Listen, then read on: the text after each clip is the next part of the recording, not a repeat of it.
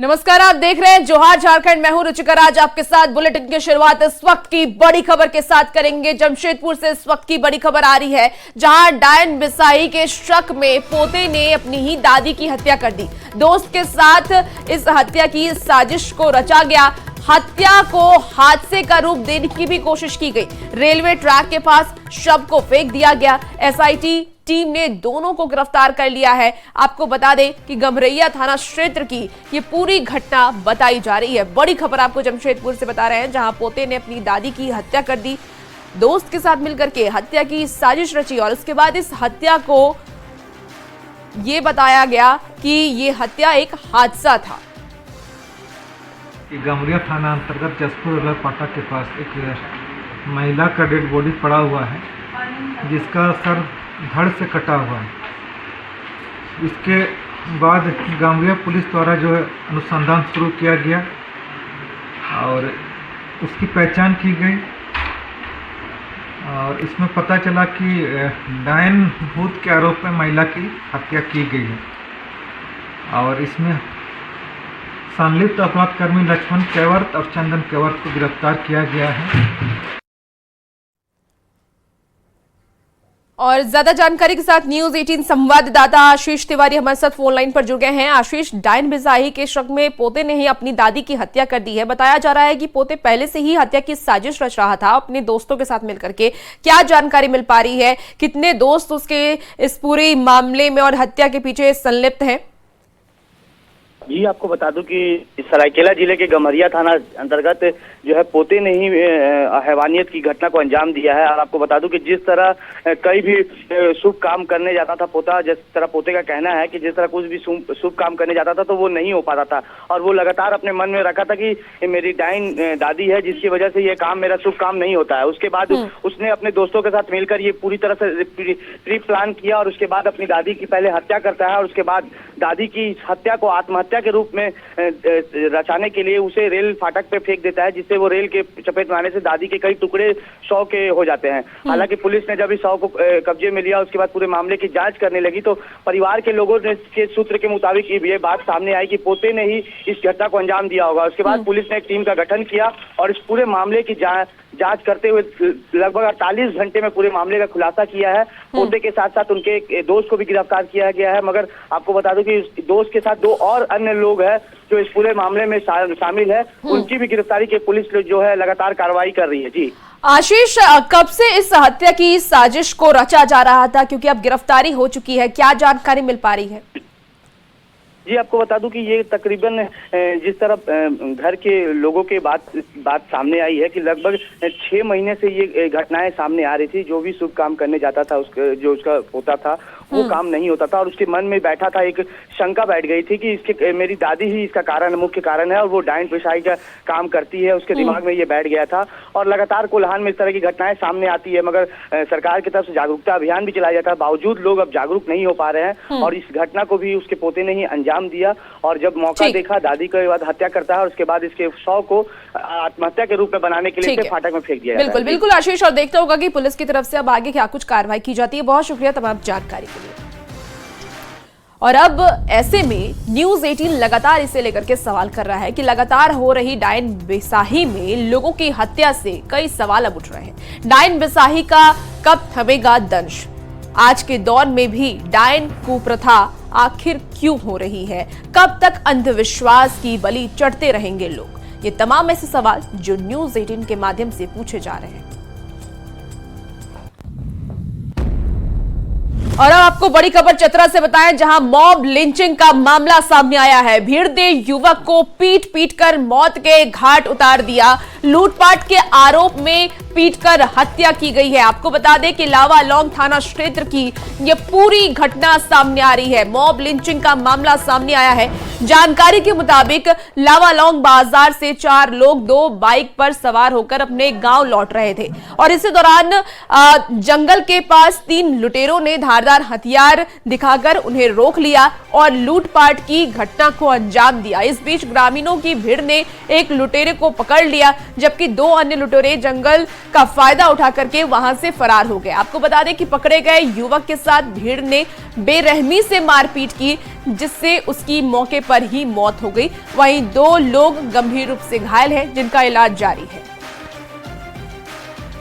मेरा पापा था, एक हम थे, मेरा चाचा था, एक मेरा बड़ा लगता था, इसलिए पकड़ धर कर ले उधर गाड़ी रोक के मारपीट ने कर लिया हम लोग के साथ। तो भाग गए, उसको पकड़ के घर ले गए, फिर घर ग्रामीण वाला मार दिया उसको, मौत हो गया उसको। रास्ता खराब था, वहाँ निकला 3 ये सब, फिर वहीं हम लोग के मारने काटने लगा। उसके बाद गाँव वाले को बुलाए, उसके बाद पकड़ा, बस उसके बाद इसको मारपीट किया, उसी बात मौत हो गया इसको। और ज्यादा जानकारी के साथ न्यूज़ 18 संवाददाता सुशांत सोनी हमारे साथ फोन लाइन पर जुड़ गए हैं। सुशांत, मॉब लिंचिंग का मामला सामने आया है, फिलहाल आगे क्या कुछ कार्रवाई की जा रही है? पुलिस की तरफ से क्या जानकारी दी गई है, कैसे ये घटना घटी?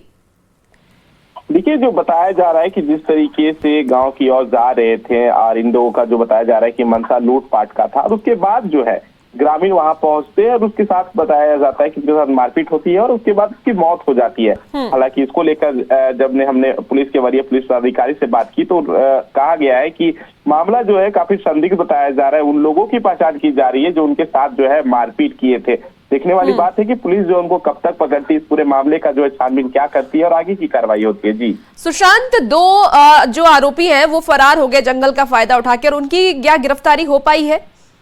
जी, अभी तक की माने तो उनकी गिरफ्तारी अभी तक नहीं हो पाई है, लेकिन पुलिस जो है दोनों तरफ से छानबीन कर रही है कि आखिर किस मंशा से जो पहुंचे थे वो लुटेरे, उनकी भी जो है वो खोजबीन चल रही है। तो वही दूसरी तरफ इस ग्रामीणों के भीड़ के बीच जो लुटेरे की जो कहा जा रहा है कि उनकी हत्या हुई है मारपीट के दौरान, ऐसा जो घटना घटा है, उन लोगों की भी पहचान की जा रही है। कुछ लोग घायल हैं जिनको अस्पताल में भर्ती कराया गया है। ये लोग कौन हैं? ये लोग वही हैं क्या जो मॉब लिंचिंग, जिन्होंने जो भीड़ आरोपी को मारी थी, उसमें से भी कुछ लोग घायल हुए हैं क्या? देखिए, अभी घायलों का तो नहीं पता चल पाया, लेकिन जिस तरीके से 2 लोगों को भर्ती कराया गया उनसे भी गहनता से इस पर पूछताछ की जा रही है। पुलिस जो है जल्द ही उन लोगों को सामने लाएगी जिन्होंने इस घटना को अंजाम दिया है। जी ठीक है सुशांत, आप नजर बना के रखिए, अपडेट लेंगे। बहुत शुक्रिया जानकारी के लिए।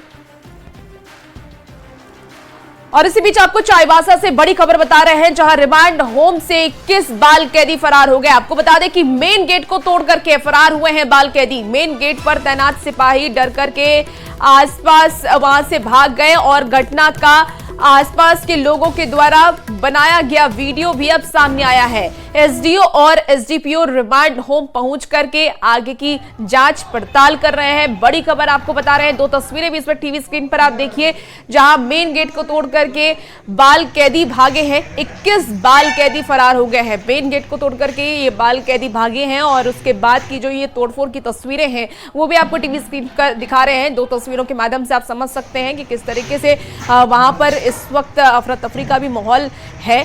सिपाही डर करके भाग गया क्योंकि उसे ड्यूटी पर तैनात किया गया था और उसके रहते हुए बाल कैदी भाग गए।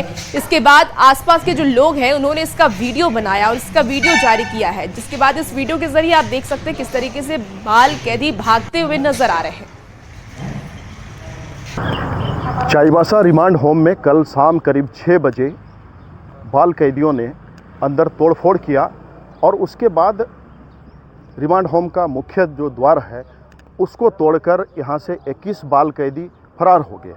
और कल की इस घटना के बाद आप देख रहे हैं यहाँ रिमांड होम की सुरक्षा व्यवस्था बढ़ा दी गई है और पुलिस बल यहाँ पर तैनात हैं। और अभी कल देर रात तक करीब 11 बजे तक यहाँ जांच पड़ताल चल रही थी। इस दौरान डीसी, एसपी और तमाम अधिकारियों ने यहाँ इस घटना को लेकर जांच पड़ताल किया और आज भी अभी यहाँ पर जांच जारी है। एसडीओ और एसडीपीओ अभी यहाँ पहुँचे हुए हैं, वो इस मामले की जांच पड़ताल कर रहे हैं। इसके अलावा कल जब 21 बाल कैदी यहाँ से फरार हो गए थे और बाद में 4 बाल कैदी वापस लौटे थे यहाँ, अभी भी 17 बाल कैदी फरार हैं और पुलिस द्वारा प्रयास किया जा रहा है कि उन्हें कैसे पकड़कर वापस यहाँ लाया जाए। अभी आज सुबह इस घटना के बाद बाल कैदियों के कई अभिभावक परिजन भी यहाँ पर पहुँच रहे हैं कि उनके बच्चे यहाँ पर हैं या नहीं हैं, ये देखने के लिए या छानबीन करने के लिए, पूछताछ करने के लिए वे पहुँचे हुए हैं और जानकारी ले रहे हैं कि उनके बच्चे यहाँ पर हैं या नहीं हैं। फिलहाल ये जांच जारी है और एसडीओ और एसडीपीओ अभी भी यहाँ रिमांड होम के अंदर जांच पड़ताल में लगे हुए हैं और इस घटना की छानबीन की जा रही है। रुपेश प्रधान, न्यूज़ 18, चाईबासा।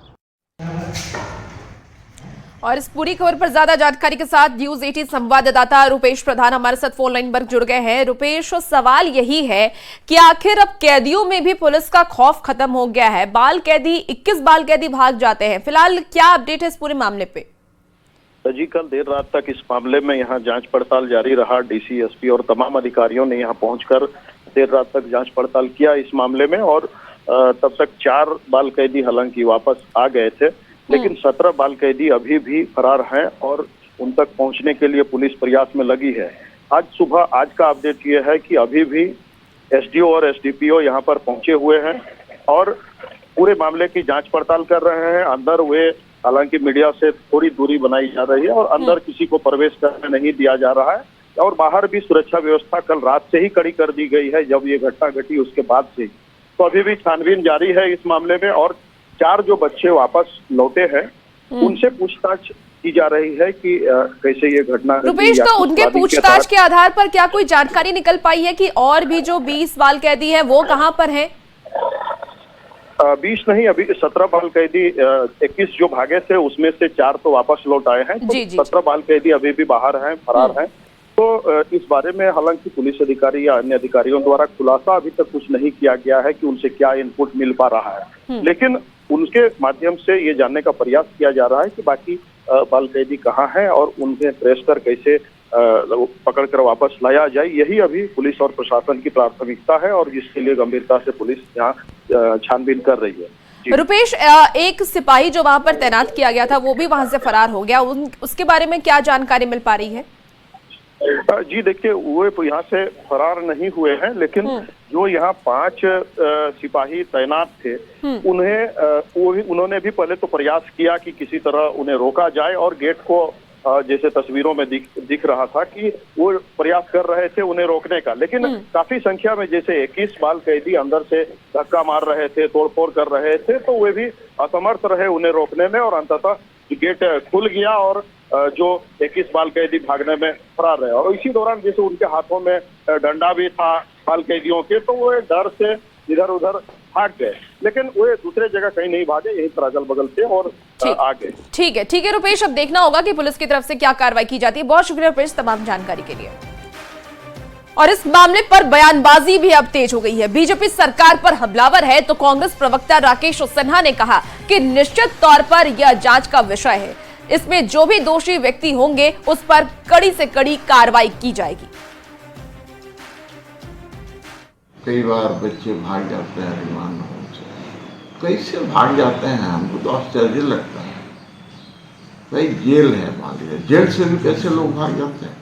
देखिए, कहीं न कहीं मिली भगत वहाँ के लोगों की होती है, तो वहाँ के रिमांड होम के लोगों की भी मिली भगत होगी, जिसके कारण कई बच्चे भाग गए।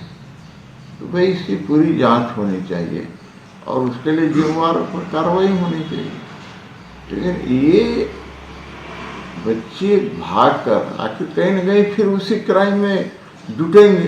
भाई वो तो बच्चे होते हैं ना, रिमांड होम में क्यों रखा जाता है?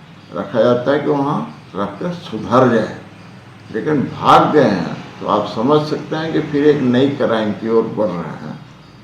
ये चिंताजनक है।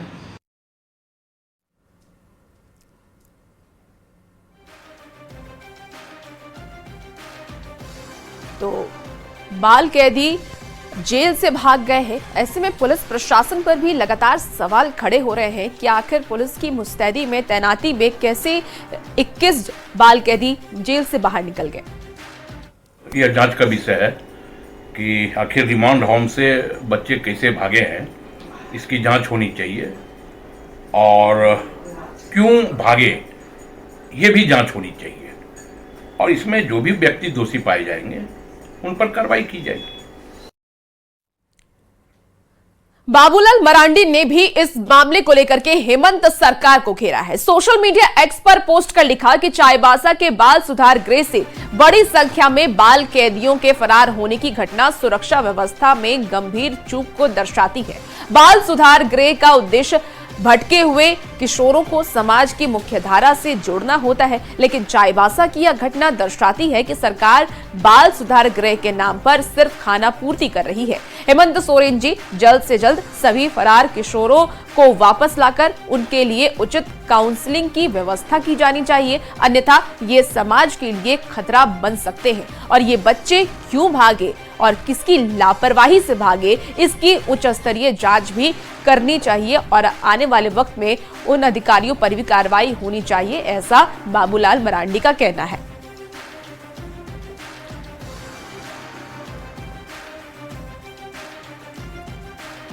खबर अब जमशेदपुर से है, जहां बोड़गाम के NH-33 में तेज रफ्तार का कहर दिखा है। सड़क हादसे में एक बच्चे समेत 3 लोगों की मौके पर मौत हो गई।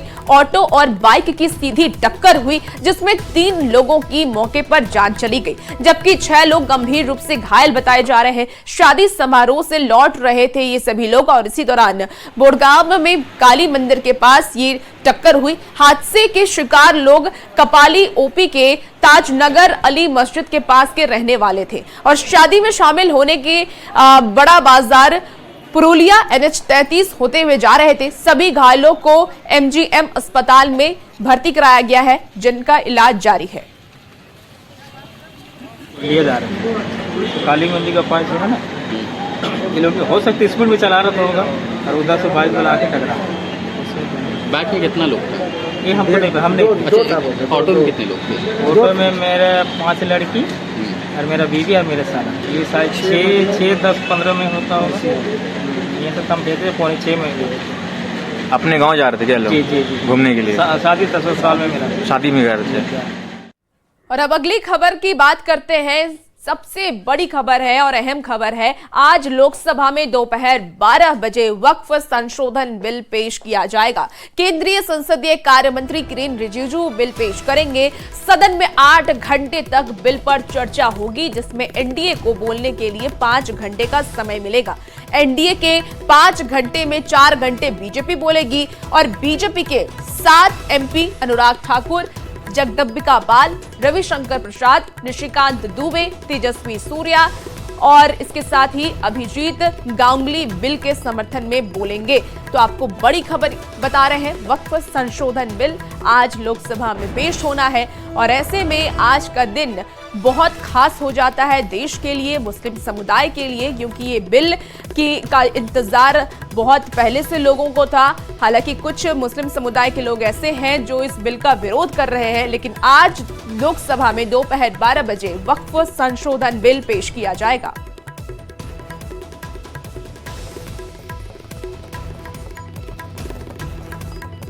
लोकसभा में आज वक्फ संशोधन विधेयक पर सियासी संग्राम तय है, तो वहीं झारखंड में भी बयानबाजी का दौर अब तेज हो गया है। एक तरफ जहां बीजेपी वक्फ बिल का समर्थन कर रही है, तो दूसरी तरफ जेएमएम और कांग्रेस केंद्र सरकार पर हमलावर है। कांग्रेस के प्रारंभिक काल से लेकर अंत काल तक जिस प्रकार से मुस्लिम तुष्टीकरण की गई है और इस देश के बहुसंख्यक वर्ग के साथ भद्दा मजाक किया गया है, तो वक्फ बिल संसद से पास हो जाएगा तो एक देश के लिए बहुत बड़ी बात है ये। देखिए, आम आदमी से अगर आप पूछिएगा वक्फ बिल, तो मुझे नहीं लगता है कोई उसकी व्याख्या कर पाएंगे, जो साधारण आदमी है, कॉमन पीपल। बिल्कुल। लेकिन यहाँ तो राजनीति करनी है, धार्मिक उन्माद फैलाकर, धार्मिक विभेद पैदा करके। जो काम अंग्रेज करते थे वही काम आज भारतीय जनता पार्टी करती है, डिवाइड एंड रूल। तो अभी सामने बिहार का चुनाव है, मुद्दे कुछ है नहीं, सभी को उलझा कर रख दो और धार्मिक उन्माद का जो बीज बोया जाता है उसकी फसल भी कहीं कहीं उन्नत हो जाती है। तो इन्हें विश्वास है कि इस तरह की हरकत करके हम सत्ता में आ सकते हैं। भारतीय जनता पार्टी पूरी शिद्दत के साथ देश के लोकतंत्र को, देश के संविधान को और देश में सामाजिक समरसता को, सामाजिक सौहार्द को कैसे खत्म करें, इसके लिए पूरी शिद्दत के साथ लगी हुई है और वक्फ बिल उसी का परिणाम है। झारखंड में अब बेलगाम निजी स्कूलों पर कार्रवाई होगी। न्यूज 18 से खास बातचीत में शिक्षा मंत्री रामदास सोरेन का बड़ा बयान सामने आया है। कहा कि निजी स्कूल के खिलाफ शिकायत मिली तो कार्रवाई की जाएगी। आपको बता दें कि री एडमिशन, कॉपी किताब, स्कूल बैग, यूनिफॉर्म, मोटी रकम वसूलने वाले निजी स्कूल पर कार्रवाई की जाएगी। इसीलिए निजी स्कूल अब सावधान हो जाएं। 2.5 लाख रुपए जुर्माना और स्कूल की मान्यता भी रद्द हो सकती है। झारखंड शिक्षा न्यायाधिकरण संशोधन अधिनियम 2017 के तहत ये कार्रवाई की जाएगी। पूर्व की सरकार ने संशोधन लगाया था, पर अपने फायदे के लिए इसका अमल नहीं किया गया। झारखंड में अब हेमंत सोरेन पूरी तरह से एक्शन में है और शिक्षा मंत्री भी पूरी तरह से एक्शन में है। निजी स्कूल पर जो उनकी मनमानी चलती थी वो झारखंड में बर्दाश्त नहीं किया जाएगा और साफ तौर पर क्या कुछ निर्देश दिया गया है। हमारे साथ शिक्षा मंत्री जी है, उन्हीं से बात करेंगे। ये कानून ये डबल इंजन सरकार ने बनाई थी 2017 को और पूरे कैबिनेट में, सरकार में उसका गजट बन चुका है, लेकिन 2017 से इस कानून को डबल इंजन सरकार क्यों नहीं लागू किया है, ये हमारा समझ से परे की बात है। ये निर्णय ले चुका था, जिस कारण आज सीएम स्कूल ऑफ एक्सीलेंस 80 को खोला। किसी बीजेपी का नेता को कहने से तो हम लोग नहीं खोला।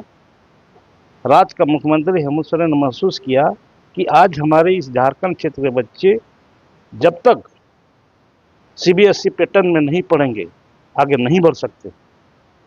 अभी 80 को है, बहुत जल्द हम उसको डबल करने जा रहे हैं और उसके बाद हर प्रखंड में, पंचायत में सीएम स्कूल ऑफ एक्सीलेंस खोलेंगे, जो पूर्ण रूप से कॉपी, किताब, पेंसिल, ड्रेस सरकार के से मुक्त रहेगा। ऐसे समय में निजी विद्यालय क्या करेगा? स्वतः और कमजोर हो जाएगा। ठीक है, और हम लोग उस पर पूर्ण रूप से इस राज्य को माननीय मुख्यमंत्री हेमंत सोरेन की सोच है, शिक्षा के प्रति सभी जो अभी निजी स्कूल को जो देखता है सब कुछ, हम निजी स्कूल के समतुल्य बराबरी में हम मुफ्त में पढ़ाएंगे, मुफ्त हम किताब देंगे। जो कमेटी में यह है, कमेटी में स्थानीय सांसद, स्थानीय विधायक, 2 छात्र छात्राओं का अभिभावक, 2 शिक्षक, वहाँ का प्रिंसिपल सब सदस्य रहेंगे और वही स्कूल और फी पे और सारी सुविधा के अंकुश लगाने का काम करेगा। उसके बाद हमारा जिला स्तर डीसी चेयरमैन है, जिसको उस नियम के तहत 50,000 से लेकर के 2.5 लाख तक दंड देने का अधिकार दिया गया है। दंड अगर नहीं देता तो कमिश्नर को वहाँ जाएगा, कमिश्नर को ले जाता है, उसका कार्रवाई शुरू हो जाएगी, उसका स्कूल का शराब ये खत्म हो जाएगा, मान्यता रद्द कर दी जाएगी। इस तरह का व्यवस्था है, लेकिन इस व्यवस्था आज तक पूर्व की सरकार ने लागू नहीं किया था, जिसको हमको थोड़ा कठिनाई पड़ रहा है, लेकिन हर हाल में इसको लागू करके रहेंगे। ये थे शिक्षा मंत्री ने साफ तौर पर कहा कि झारखंड में अब निजी स्कूल की मनमानी नहीं चलेगी। राज्य सरकार सरकारी स्कूल को इतना अच्छा बेहतर कर देगा कि कहीं ना कहीं निजी स्कूलों को भी अब झुकना पड़ेगा।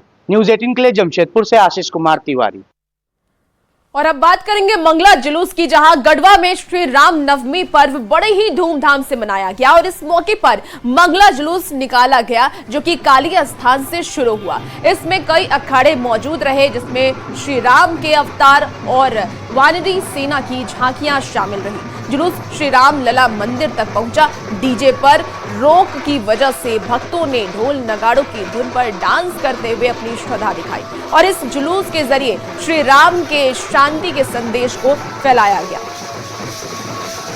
के लिए आज कामना करेंगे और मंगल की कामना करते हुए विभिन्न मंदिरों में हम लोग पूजा पाठ करते हुए हनुमान मंदिर में घुसेंगे। वहां पर भव्य आरती होगा और आरती के बाद इस गढ़वा जिला के पूरे मंगल कामना के लिए आज मंगला जुलूस का आयोजन किया जाता है। हजारीबाग में भी मंगला जुलूस के दौरान राम भक्तों का जनसैलाब देखने को मिला। जय श्री राम, जय वीर हनुमान की घोष से पूरा शहर गूंजमान रहा। अखाड़ों की ओर से जुलूस निकाला गया। वीर हनुमान का प्रतिमा लगाकर नगर भ्रमण कराया गया। आपको बता दें कि पारंपरिक तरीके से और पारंपरिक हथियार से लैस राम भक्त इस दौरान सड़कों पर शौर्य प्रदर्शन भी करते नजर आए।